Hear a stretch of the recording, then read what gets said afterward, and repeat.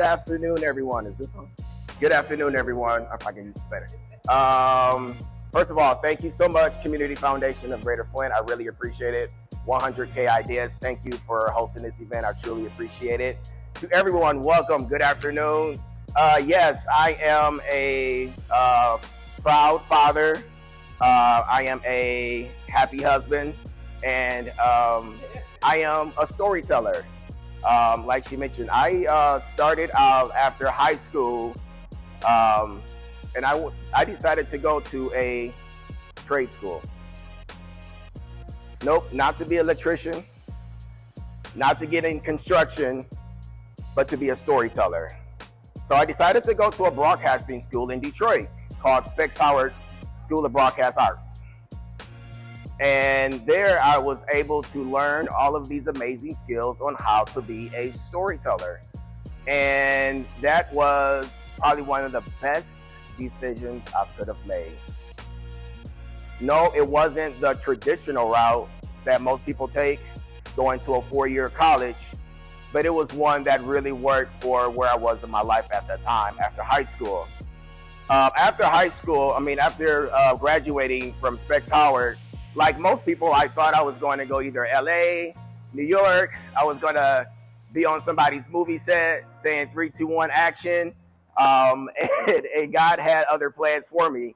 God decided that instead of me using all of my wonderful talents in LA or New York, that I was going to be here in Flint, Michigan, being able to tell stories of my own community. To be honest, at the beginning of that particular venture, I was a little disappointed. Like, wow, I really wanted to do movies. But it was so hard to get into that space. And I got a call one day from a station, NBC 25. They were out in Clio at the time, so I'm driving down this really long road. I'm like, where's this place at, right, Joe?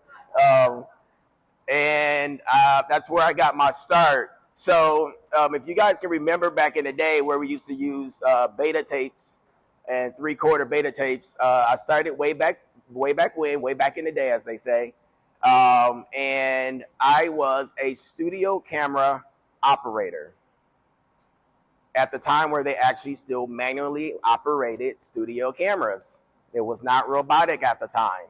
So my job was to make sure that our talent was properly framed and lit. It was had very humble beginnings. Working the camera, making sure the studio lights were right, making sure our talent microphones were correct, even making sure that they had the copies they needed to read the scripts, so that when you guys get home at 6 and 11, you guys are able to enjoy this newscast. So instead of me looking at it as a disappointment, I actually looked at it, this was a great opportunity.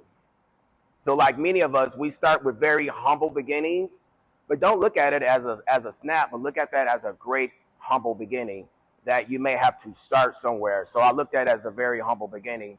And I realized that even though I was behind the scenes, I wasn't invisible.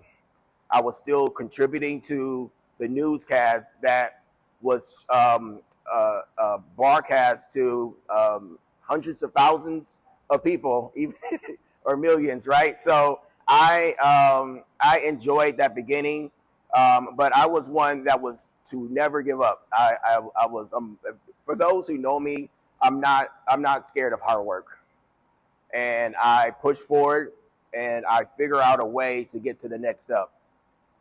So my next goal was to really be a photographer. I wanted to be a news photographer. I wanted to go out in the field, wanted to go play with the big boys. But in this storyline of mine, you would think that that came very easy, and it didn't. That opportunity for me to be a photographer didn't happen right away. I applied, and I was denied. I didn't get the job. So I applied for another job as a newsroom editor. All right, so I decided to say, well, I'm not able to get to my goal just yet, but I am still going to strive towards my goal. So I decided to become an editor, a newsroom editor. Again, back in the day where we used to edit tape to tape. We did not edit on the computers then. The technology was available, but we did not edit on the computers. We edit tape to tape then. So I actually gained additional skills. Looking at another positive in my road to becoming the storyteller I wanted to be. And in that, I learned how to not only be able to gain a skill, but now I'm learning a form of storytelling from a different perspective. So now I'm getting all of the different footage from all of the field reporters and the anchors that had stories to do. And I wanted to make sure that those stories were not only accurate, but really portrayed the light that it was supposed to have. I've seen over my years in news that sometimes news agencies sometimes want to put on certain footage. So, as an example, during the water crisis, I've seen a lot of national news outlets come into the city and they wanted to show the worst part of Flint during the water crisis. And at the time, I was like, well, they, with us being the local news agency in town, they would ask, well, where's some good places? Where are the people most affected at? I said, well, the entire city is affected with the water crisis. You can go anywhere. So I remember one day that we were over near Corona and near Miller Road. So you guys kind of know like the Miller Road imaginary. I'm like, well, you can go over there and see some stuff. Maybe in Mott Park, there's some areas you can go talk to some people there. A great neighborhood. They were like, nah, that doesn't really look like what we really want to show. And that right there is like, wow. They wanted to go to the worst part to show our story. So I say that to say that when God put me in this position to be a storyteller, now it gives me a level of control to make sure that our story is told properly and right, so that when we show, it really represents what my community is either actually going through, what it looks like, the opinions of the people, right? Now, even though I am not in the field, but now I still have a voice. My story still matters. Their story still matters. What we're doing as a team still matters. So in this journey, I still tried again. I had a news director who would tell me, I'm not ready yet. You're not ready. You're not ready. It's almost there. So growing up with the parents to say, if you want what you want, you have to come early and you have to stay late. So I was one that I still came to work. I worked hard, but after my shift was over, I would either ask for help from some photographers. I would learn the equipment. I would go out, learn the live truck. When we have to learn the live truck on my own, take notes, figure out how to operate the microwave truck on my own time. So when the opportunity came for me to get the goal that I was trying to achieve, I would be ready. So an opportunity came when I decided to apply for a job at ABC 12. And I decided to apply. I was at NBC 25. And just to say, I did get, I eventually was able to start working weekends as a photographer. So I used to be able to go cover all of the Michigan games, Central, a lot of sports. They allowed me to cover a lot of sports on Saturdays. An opportunity came at ABC 12 to apply for a photographer's position. Everyone's be like, yeah, good job. You worked hard. I didn't get the job. So I had to persevere.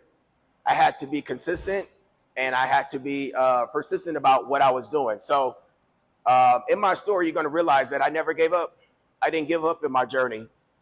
So when you look at me, it's nothing that I got that was easy for me to get. So when she talk about the awards and talk about the accomplishments, none of that came easy. It came with a lot of hard work and persistence, right? I talk to my kids about being persistent. So when I applied for the job at ABC 12, again, the first time I didn't get it, and he said, so next time. So I took it upon myself that every week I would drop off a demo reel.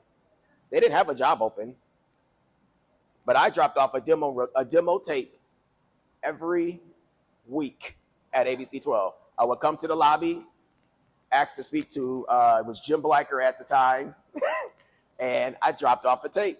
And the first couple of times he came out in the lobby and met me, said he appreciated it. I found out later on, after a while, those tapes just started to stack up in his office. He never even watched them. But what he loved, even though he showed some of the photographers there, he loved how persistent I was and consistent I was with my product. Because you can see when they watch the tapes how consistent I was with my skill and how better they seen my product get every week. And instead of me waiting on the opportunity to come, I wanted to make sure that you knew I was here. I'm knocking on the door. I want to come in the room. Hello, Jamal Bransford is here, and I want to come in. So an opportunity did come. It opened at ABC 12, and I did apply. And yeah, let's clap. I was able to get the job. Woo-hoo! My dream came true because I was able to now be a photographer. And even though that journey wasn't easy, I was able to accomplish that. So what I learned is that now I'm in a new space, a little bit of a bigger space, because ABC 12 at the time really dominated the market. ABC 12 was the station that most mid-Michigan people watched at the time. So I felt like I have arrived. I'm now at the #1 station in the city. I'm able to now tell stories. I'm out in the field. And again, no, it wasn't easy, but I was excited that I was now in the room where I wanted to be. At the time, I am turning on all of these different things that I learned, right? So I'm still grateful about my humble beginnings. I'm still loving that the hard work always, it does pay off, right?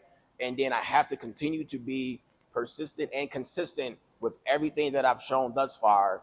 And now I need to turn up the juice, right? So that I can prove that everything that you guys saw in me wasn't a lie, right? So I wanted to make sure that was the case.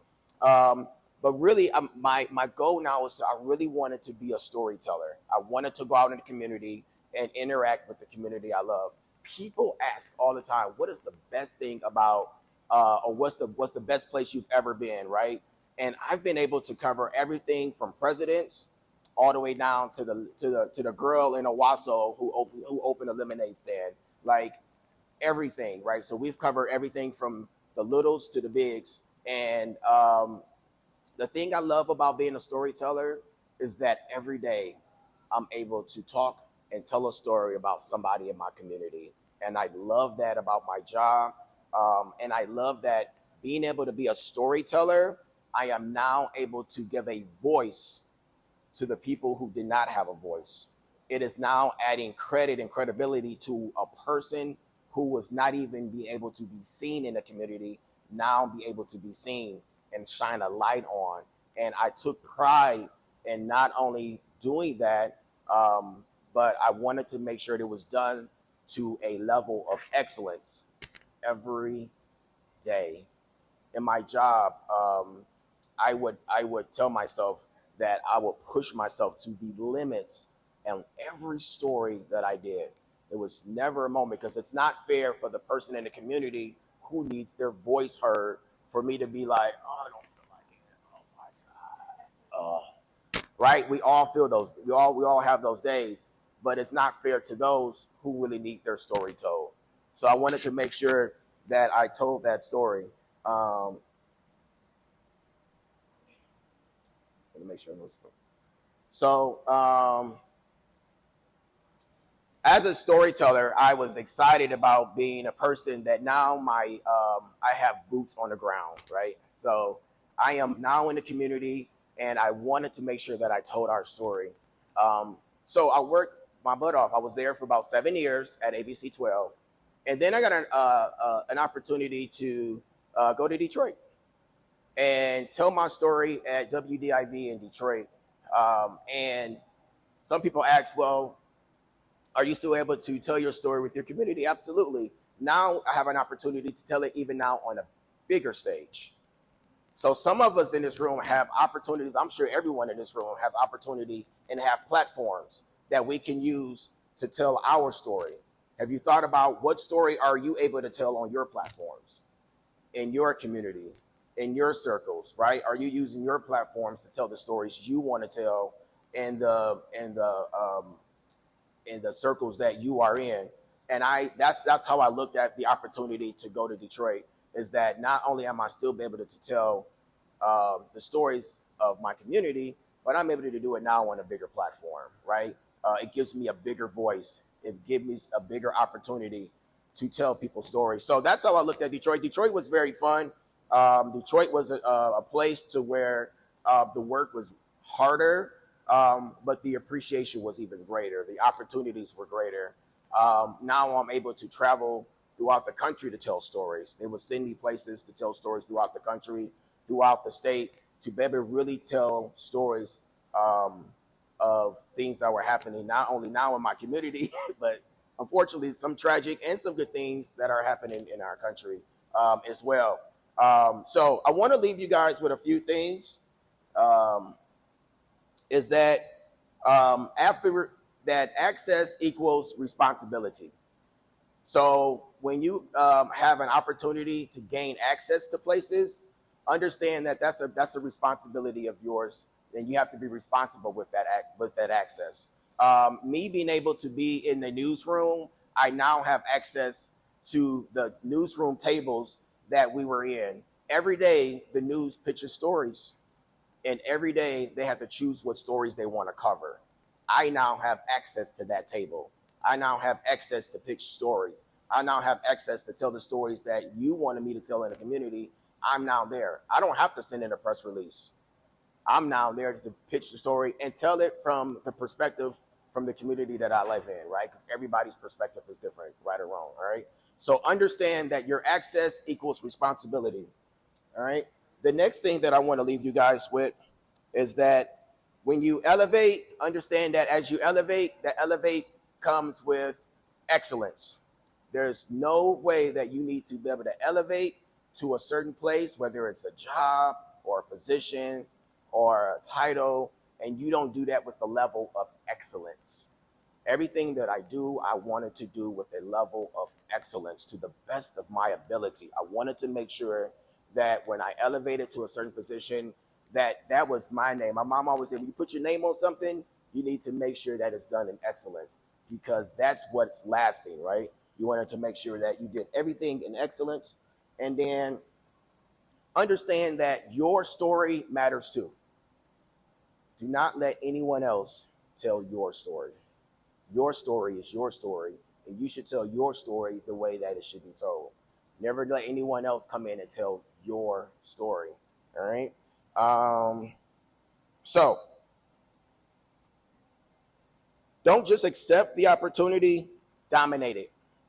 Dominate your lane. I have been a storyteller my entire life.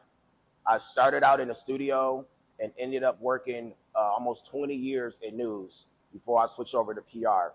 Now I teach kids how to dominate their lane, how to be able to tell their story, how to understand the access that you now have when you hold the camera, or even your cell phones at this time. You should dominate your lane, right? So I'm dominating my lane. I love being a storyteller, and I appreciate every opportunity I have. The humble beginnings never left me, and the opportunity and access I have now is still here. Even now, being in this room, talking to you guys. All right, I appreciate it, and thank you so much for coming and to hear my story.